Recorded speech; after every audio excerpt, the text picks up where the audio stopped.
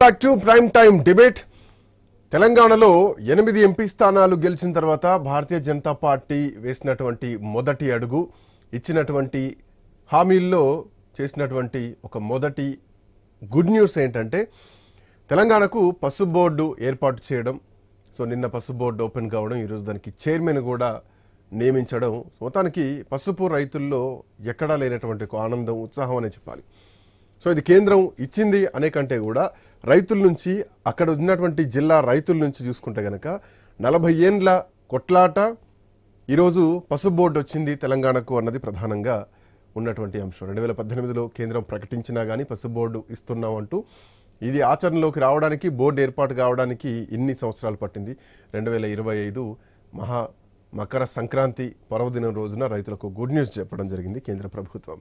Right, ఒక్కసారి గెస్టుల దగ్గరికి వెళ్లే ముందు, ఇటు ప్యానెల్లో ఉన్న గెస్టుల దగ్గరికి వెళ్లే ముందు ఒకసారి మా కరెస్పాండెంట్, నిజామాబాద్ జిల్లా కరెస్పాండెంట్ శ్రీకాంత్ అందుబాటులో ఉన్నారు ఫోన్ లైన్లో. Srikanth, good evening. మకర సంక్రాంతి శుభాకాంక్షలు, కనుమ శుభాకాంక్షలు. వెరీ గుడ్ ఈవినింగ్ శ్రీకాంత్, మీకు కూడా. యా, సో శ్రీకాంత్, గ్రౌండ్ లో ఉన్నారు మీరు, రియాలిటీ మీకు ఇంకా బాగా తెలుసు. సో ఏం జరిగింది అక్కడ, రైతుల ఆనందం ఎట్లా ఉంది, ఏం చెప్తున్నారు? సో పసుపు బోర్డు అనుకుంటూ పసుపు బోర్డు చుట్టూ మనం చాలా రాజకీయాలు జరిగాయి. అప్పుడు ఎంపీగా ఉన్నటువంటి కవిత ఓటమి పాలవ్వడం, ఆ తర్వాత 100 రోజుల్లో తెస్తా అంటూ అరవింద్ గెలవడం. సో ఈరోజు మళ్ళీ పసుపు బోర్డు ప్రకటించిన తర్వాతనే నిజామాబాద్ జిల్లాకు ఆ రోజు మోడీ వచ్చారు, ఎలక్షన్ ప్రచారంలో భాగంగా మనం చూసాం. సో ఇన్ని రోజుల తర్వాత ఈరోజు పసుపు బోర్డు ఏర్పాటు అయింది. So this the good news. కాకపోతే కొంచెం లేటుగా వచ్చింది. బట్ అక్కడ రైతులు ఏమంటున్నారు, దీనివల్ల ఎట్లాంటి లాభాలు ఉండబోతున్నాయి, what they are feeling? S Srikanth, పసుపు దాదాపు 44 దశాబ్దాలుగా రైతుల పోరాట ఫలితమే ఇవాళ పసుపు బోర్డు ఏర్పాటు అని చెప్పవచ్చు. ఎన్నో ఉద్యమాలు, ఎన్నో సమ్మెలు రోడ్ల పైన బైఠాయించినటువంటి సందర్భాలు ఉన్నాయి. ప్రధానంగా ఈ పసుపు బోర్డు అంశం పైన రాజకీయ పార్టీలు కూడా నిజామాబాద్ జిల్లా పొలిటికల్ స్ట్రీట్ లో రాజకీయ పార్టీలన్నీ పసుపు బోర్డుని ఒక అంశంగా ఎన్నుకున్నాయి.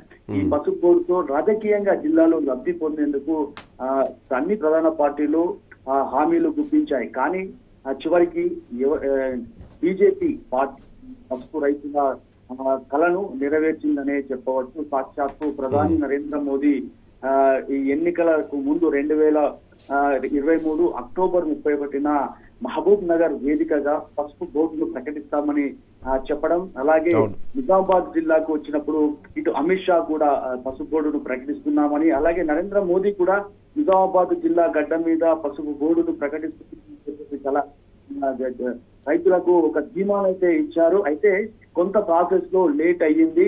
ఇదే అంశంతో 2014లో అంతకు ముందు నిజామాబాద్ జిల్లా ఎంపీగా ఉన్న నాటి సీఎం కేసీఆర్ కూతురు కల్వకుంట్ల కవిత కూడా ఈ పసుపు బోర్డు అంశాన్ని ఎంచుకున్నారు. పసుపు బోర్డు కోసం ఆమె కూడా కృషి చేయడం జరిగింది. కానీ అదే అంశంతో 2014లో బాండ్ పేపర్ తో సహా ప్రజాక్షేత్రంలోకి వచ్చారు ప్రస్తుత MP Dharmapuri Arvind. Bond paper ఇచ్చి 5 రోజుల్లో పసుపు బోర్డు ఇస్తానని చెప్పేసి నిజామాబాద్ జిల్లా పసుపు రైతులకు హామీ ఇవ్వడం జరిగింది. ఆ హామీతో అప్పుడు సిట్టింగ్ ఎంపీగా ఉన్న కవితను సైతం కాదని చెప్పేసి నిజామాబాద్ జిల్లా ప్రజలు అరవింద్ కి పట్టం కట్టారు. ఆ ఎన్నికల్లో దాదాపు 175 మంది నిజామాబాద్ పార్లమెంటుకు పసుపు రైతులు బరిలో కూడా ఉండడం జరిగింది. అటు వారణాసిలో కూడా దాదాపు 30 మంది ప్రధాని నరేంద్ర మోదీ మీద పసుపు బోర్డు అని చెప్పేసి ఎన్నికల్లో నిలబడడం జరిగింది. అయితే వీటన్నిటికీ ఫుల్ స్టాప్ పెడుతూ ఇవాళ బీజేపీ ఇచ్చిన మాటను అయితే నెరవేర్చుకుంది. నిజామాబాద్ జిల్లా అంటే ఆసియా ఖండంలోనే దాదాపు నిజామాబాద్ జిల్లాలో అత్యధికంగా ఆర్మూర్ అలాగే బాల్కొండ నియోజకవర్గాల్లో పసుపు పంటను పండిస్తారు. దాదాపు 55,000 ఎకరాల్లో ఈ పసుపు పంట సాగవుతుంది. పసుపు అంటే నిజామాబాద్ జిల్లాలో పసిడి పంటగా కొలుస్తారు. ఎన్నో లాభాలు ఉన్నటువంటి పంట. అయితే దీని వెనుక చాలా శ్రమ కూడా ఉంటుంది. ఒక్క పంట పండాలంటే దాదాపు 9 నెలలు కావచ్చు. అంటే ఒక చంటి పాపను కడుపులో ఎలా కాపాడుకుంటారో అలా ఈ పసుపు పంటను రైతులు కాపాడుకొని దాదాపు 9 నెలలుగా దాన్ని కష్టపడి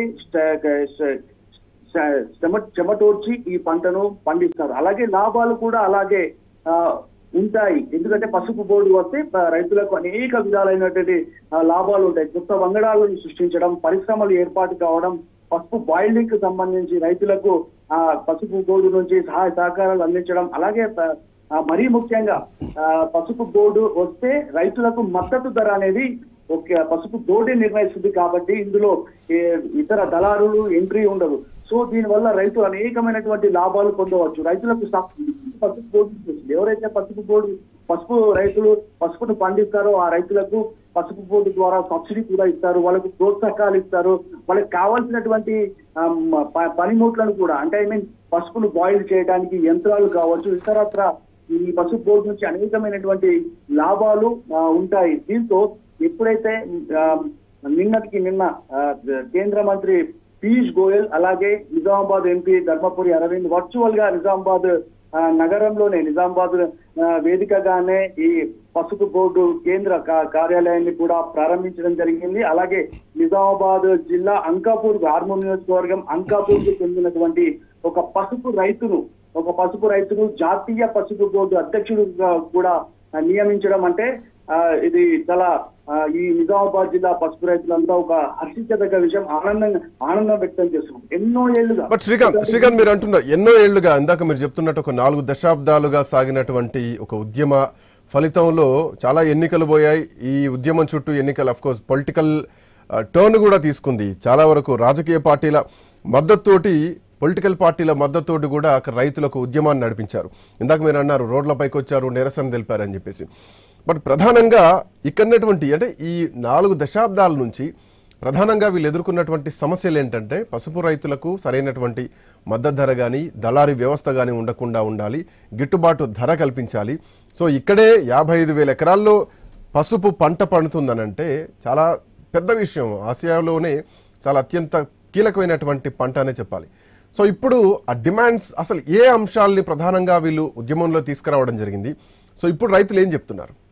ప్రధానంగా పసుపుకు సంబంధించినటువంటి ఇన్ఫ్రాస్ట్రక్చర్స్ నెలకొల్పడం, పసుపుకు సంబంధించినటువంటి పసుపు పరిశ్రమలు వస్తే పసుపును మరింత శుద్ధి చేయడం కానీ, పసుపు విత్తనాలు కొత్త రకమైనటువంటి వంగడాలను సృష్టించడం కానీ, అంటే ఇక్కడ పసుపు బోర్డు ఏర్పాటైతే దాదాపు 200 మంది శాస్త్రవేత్తలు ఉంటారు.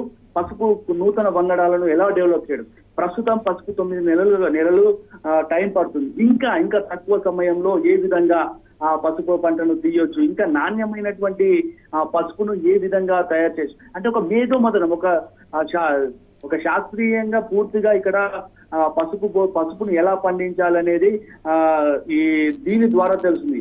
గతంలో కేసీఆర్ కూడా అంకాపూర్ ను విత్తన కారాగారంగా అభివర్ణించడం జరిగింది. సో ఈ పసుపు బోర్డు వస్తే మాత్రం రైతులకు పరిశ్రమలు కావచ్చు, ఇతరత్ర పూర్తి స్థాయిలో వాళ్ళకి ఎలాంటి ఇబ్బంది లేకుండా అన్ని విధాలుగా, ఎందుకంటే గతంలో రైతులు పండించినటువంటి ఎంతో కష్టంతో ఒక్కొక్క ఎకరానికి దాదాపు ₹1,00,000 ఖర్చు పెట్టుకుంటారు రైతులు ఒక ఎకరానికి పసుపు పంట.